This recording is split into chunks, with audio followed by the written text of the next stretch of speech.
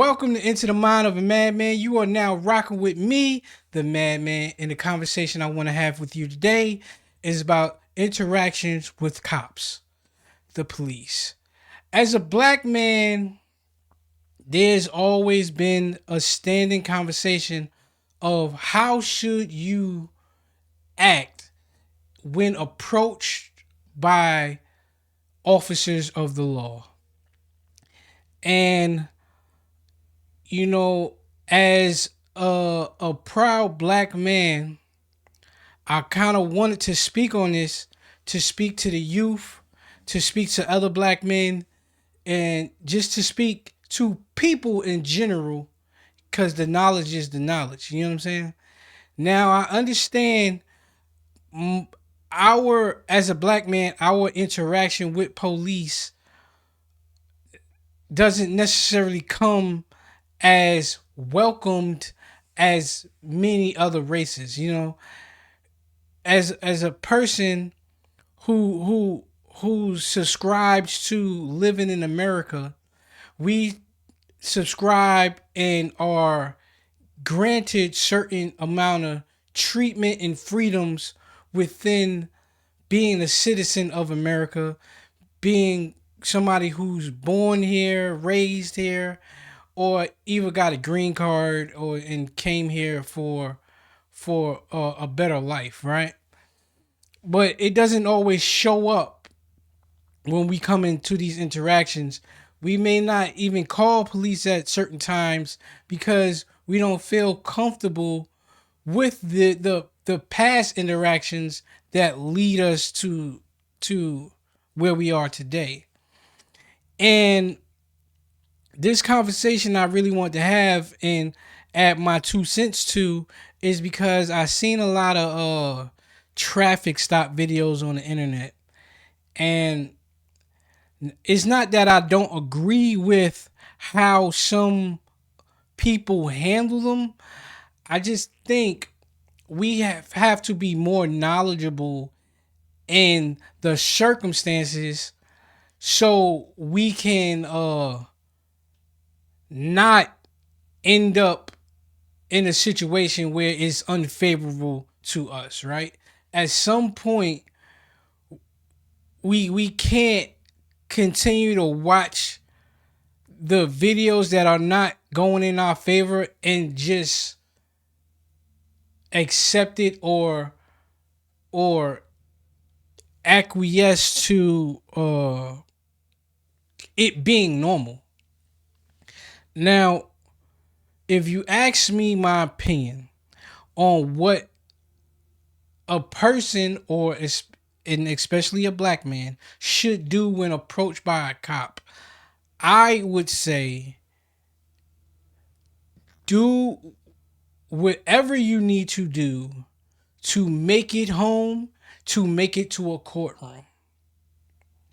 There there there are plenty of people who, I'm talking about regular citizens, who know the law, who know the law of their land, who know the law of their state, who know whatever they're into at the moment, whether it's like a traffic stop, the rules and the law in which someone is supposed to be treated by, right? And follow. Now, to those people who who know the law, I applaud you. For those people who don't necessarily know the law, I want to say get some more law experience. So, because I do believe you should know the law of your county, you should know the law of your state you live in, you should know the law of the land, which is federal. It, Now, when you travel, because this is, like I said, more so coming from traffic stops, when you travel, however you choose to travel, whether it is with a firearm, whether it is with some drugs, like prescription drugs or whatever have you, um, you need to know the law of the state where you live, right? The law of the state and where you are about to reside, your destination, and everything in between. Because some like if I have a legal firearm in North Carolina and I'm going to stay in New York, I have to know that just because it's legal in North Carolina, it's not legal for me to have in New York. And but it may be legal for me to carry it through certain states to get to New York. But you see what I'm saying? So so if you do happen to get stopped in Virginia, I need to know if this firearm that is legal in my home state is even legal for me to have in Virginia, even though it may be legal in New York because I have a New York's uh firearm carry permit. See what I'm saying? So, but if it's not legal in Virginia and I get stopped, I can still be charged because now I am not legal in Virginia, even though I can say, well, I'm coming from North Carolina, I'm going to New York, here are my licenses, and so all of that. So what I'm saying to you, to the people is know all the laws in each state, federally, statewide, and countywide. We always forget about countywide. It's not just federal and state. See what I'm saying? Now, during traffic stops, it's two things that this video I wanted to make a point. Point number one.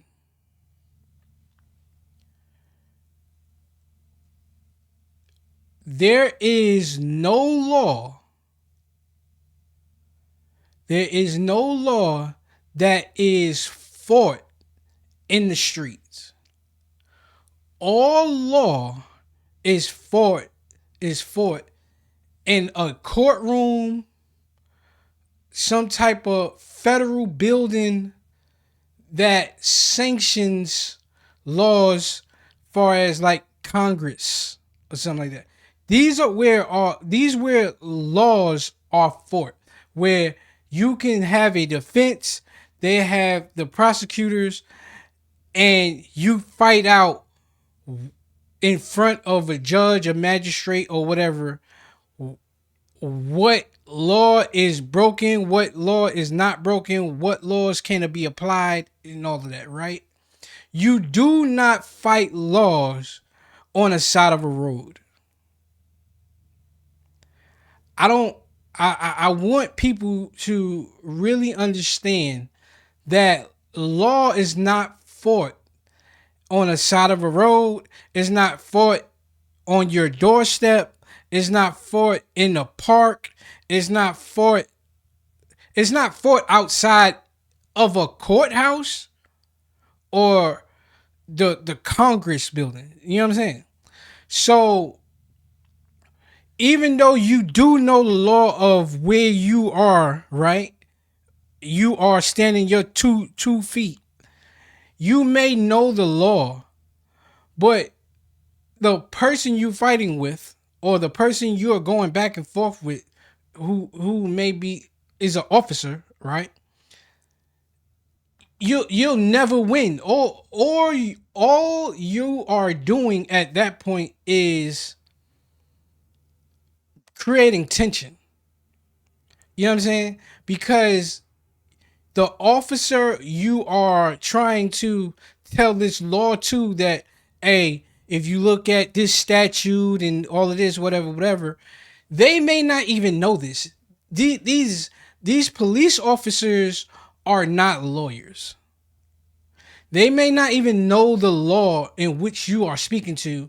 So now they just feel offended as if you are trying to be superior to what they are. I don't I don't I want people to understand that officers are not lawyers. They know enough to arrest, to detain, to handle a situation in which their job descriptions tell them what they can do. So, far as when you go to a police academy and you go through the training, they learn certain things about time to arrest, detain, into homes, into your vehicle, ask for certain things, identification of the people you're talking to. These are not people who study law and now they know every law that's on the books within that particular state or county or federal. You see what I'm saying? That is for what lawyers are for. The lawyers in your particular state pass the bar. They go to school, they pass the bar for that particular state, and so they can practice law. The bar exam gives them a passing grade of knowing enough law within their state that they are granted to fight the law within the courtroom. And now you have certain different lawyers for different things or whatever. That's another conversation. But back to the original conversation, as a civilian, as a citizen, you may know the law, but the person you are talking to who is an officer may not know as much law as you know. A police officer is a job, is a career. A lot of you people with jobs understand that you may not come into your job knowing everything. But the more you work there, the more you gain experience, the more you can speak to the rules of the job, how the job moves, certain things to make your job easier. It is the same thing with police. Police know, they go to the academy, they learn certain things and get certain understandings of the law, which is in the scope of their job description. And then as you get older, get more experience, more years on the job, then it becomes okay. I learned this. I didn't went to court a couple times and I learned these things, and I had an older officer teach me certain things, and I had a couple of lawyers come to me and say you learn on the job experience, and you may learn more law that way. And this is why when you see these videos of these traffic stops and these people, the first thing you ask for is a supervisor. A supervisor, you're speaking to authority. You're speaking to somebody who should have more training, more understanding of what you may be speaking to than somebody who's a beat cop or patrol cop, and they might not be experiencing whatever you are trying to convey. So you want to talk to a supervisor so they go, oh, you know what, they are correct. You can't really search them at this point, or they don't need to show ID. They don't need to do this, do that, whatever. So you are hoping to get somebody with more knowledge. So when you are trying to fight your case on this side of the road, that they may go, you know what, it's not even a hassle. It's so many cops. So many people that we can stop and who's breaking the law. Let's just let that person go. But back to my original point, my first and biggest point is law is not fought on the street. The person you are talking to may not even know the law you are speaking on. So my biggest advice is, if they pull you over, give your ID or whatever, whatever. Take your ticket. Don't speak. You don't have to talk. You could just simply say, I don't want to talk. Here's my ID. Write me my ticket so I go on about my way. If that whatever.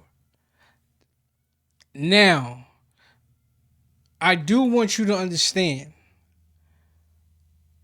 an officer who is pulling you over, everything's recorded. Anything you say can be used against you. They come to you asking you questions. Do you know why I pulled you over? Do you know how fast you were going? What is where you whatever. They ask you these things so they can write it in their report. They will use it against you. It's not a thing. Understand, it's not a thing that you have to be arrested and for them to read you your Miranda rights, for then to now it starts. Now the clock starts when, oh, everything I say after you read me my Miranda rights, that you can use. No, when they first approach you, everything is going to be used. From them seeing you doing whatever you did, them stopping you, them running your tags, you all of that is being used. So when they walk up to the car, it's all being used in the courtroom. So don't think it only starts like whatever you say starts after they read you your Miranda rights, or you have to even be arrested for that to happen. What I'm saying is, when they walk up, have your IDs ready. I keep in the car. I keep my registration, my insurance card, in my visor, so I don't have to do anything. I don't have to dig in the glove compartment. I don't have to dig in my side armrest. Nobody. When I'm being pulled over, I reach up out my visor, out my passenger visor. I have my ID in my hand or whatever. I take it out my wallet before police officers even walk up to my car. I already have it in my hand here. We don't even need to talk. You know what I'm saying? Or my hands on the wheel. We don't. So you can just you don't really want to be in a position where you gotta fumble through things and looking through and finding whatever. That's my thing. So when they walk up, you can just hand it to them, take your ticket, whatever, and then whatever it is.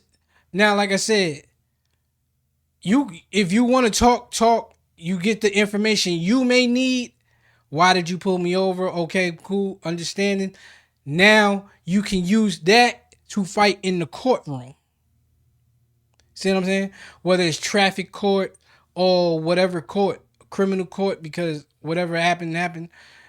You want to be able to fight in the courtroom, not on the side of the road. The second biggest thing, and it's kind of coupled in with the first one, is police. This is a job to them. Laws not fought on the side of the road. And the second thing, this is a job. This is a career. These police officers are not lawyers. Their career is not knowing the law. Me, I've been an armed guard for since 2012. So about 12 years now, right? April 16th, 2012, I started my armed guard uh job or whatever, you know what I'm saying? And for 12 years now I've been an armed guard in North Carolina. That means I am a guard who can carry a gun, you know what I'm saying? That class is a week long. As an armed guard, I do not have the power to arrest. But if something was to happen, I was taught to use my weapon. I was taught to the appropriate times to use my weapon, what needs to be present legally to use my weapon, what I was taught, what needs to be said, what needs to be happening. So if I were to use my weapon, it would be considered a good shoot, and I won't then be charged for a murder in a sense. You see what I'm saying? Now, understand when you go through weapons training, even for concealed carry, right? You got to go through training. As an armed guard, you are taught to shoot any type of weapons training any type of firearms weapon training. I should clarify firearms weapon training. You are taught to shoot at it to immobilize and cancel a threat. You get what I'm saying? You are not taught to hit a person in the hand. Simply is hard to do anyway. But you gotta be like an expert sniper type of shooter to like shoot somebody in the head, especially with your adrenaline pumping and all of these things. But like I said, it's a week course, a week long, like 1 week, where you're taught. Part of the course is you're taught the law. You're taught like book things that these things need to be present, and then like the second part of the course, but it's not like. But second part of the course is shooting to make sure you can properly handle a firearm, properly hit a target with some type of consistency. Here in North Carolina, the armed guards of firearms course of fire, they call it a course of fire. The passing grade is a 80%. Not that this even comes into play, but just understand it's a week long, and I can legally carry a gun for work as an armed guard. I'm guarding whatever I'm guarding, right? For it's a job to me. I know just enough of the law to use my weapon. So if something were to happen, I know this has to be present, and this is what I need to say. So when I am questioned for using my weapon in this situation, that I am cleared at the end of the day, and I get to go home to my family. It is the same exact thing with police officers. Now, granted, their training may be about 6 months. You see what I'm saying? They are trained in physical combat. They are trained in using mace. They are trained in using tasers, using batons. They are trained in verbally, I guess, de-escalating the situation. Police officers are trained in a lot more than a armed guard. You see what I'm saying? But still, it is a job, is a career in which you are learning for the scope of your job description. So when police officers are approaching you, whether it's a traffic stop or coming to your house for whatever, understand the law. You may know it to try to fight it through a cop, through the police officer that you are standing in front of, it may not work out in your favor because they're not there under disguise, under the understanding that this is gonna be a law battle. This is not a courtroom. When cops go to courtroom, like far as traffic stops, they may learn more law because they defend whatever actions happen. But it's I I want y'all to know that we have the power to, as citizens, that if we are violated, if we are mistreated, we can take what happens to court and hopefully it'll work out in our favor, right? What we can't do is elevate a situation that is in the street per se, that's not in the courtroom, and we never get a chance to make it to the courts. Now, a lot of the times, certain situations happened to where now when it does get to the courtroom, a family may get paid out millions and millions of dollars. We seen that happen. But a loved one is still gone. To me, that is not even. You may have gotten millions and millions of dollars. Your family may have gotten millions and millions of dollars. But you, who was in the situation, are no longer here. So we need to do our best. And I hate that it has to be this way. I hate that we have to dim down our light or feel mistreated within this moment to make it to the courthouse in hopes of, but that's all we have. We have the promise of still living and hopefully making things right for the future without accepting a loss.